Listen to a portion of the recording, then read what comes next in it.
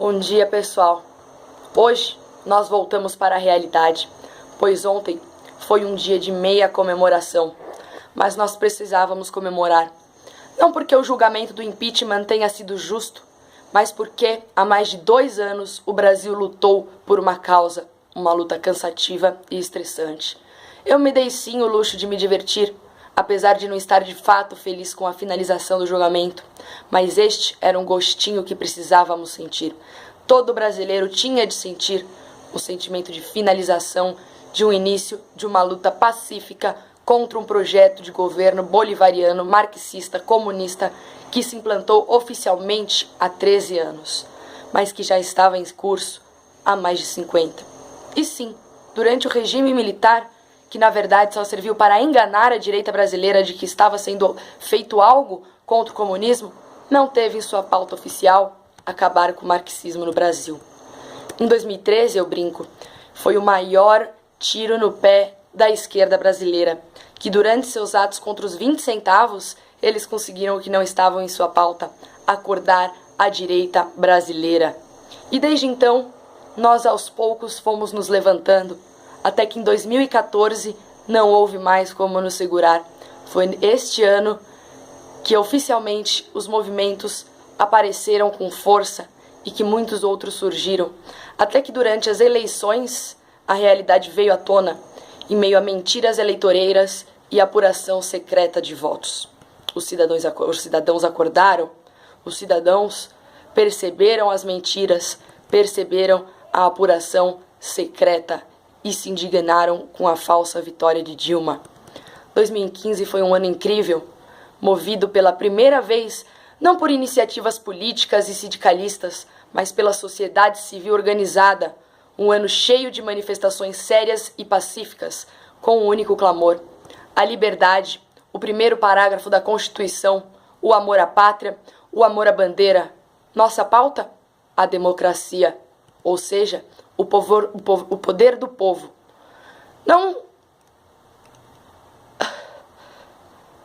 Só que não de qualquer um do povo, mas aquele que realmente significa a democracia, o poder da maioria do povo.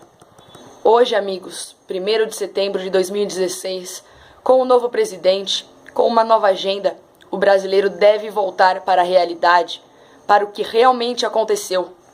Houve ontem, durante a votação do impeachment, para o que realmente aconteceu,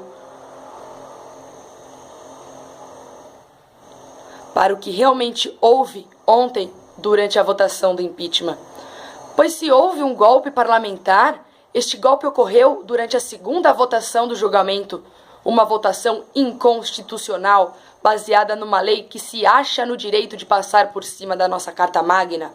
No parágrafo único do artigo 68 da Lei 1079, que foi a utilizada para dividir a votação, diz: se a resposta afirmativa obter pelo menos 2/3 dos votos dos senadores presentes, o presidente fará nova consulta ao plenário sobre o tempo não excedente de 5 anos, durante o qual o condenado deverá ficar inabilitado para exercer qualquer função pública.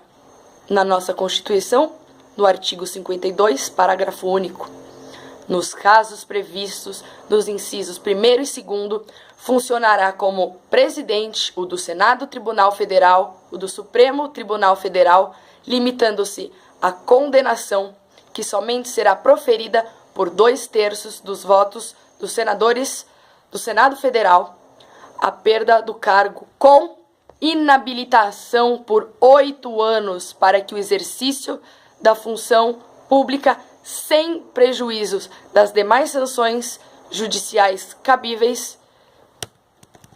Na Constituição,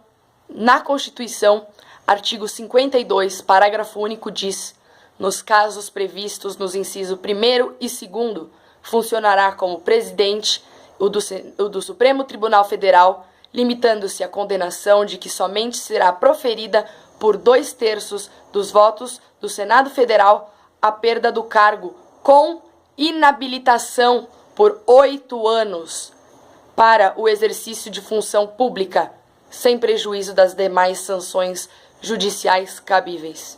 E agora, o que prevalece? A Constituição. Nenhuma lei se sobrepõe à Carta Magna de um país, pelo menos em países democráticos, o que não é o caso do Brasil atualmente. Nós não ganhamos nada.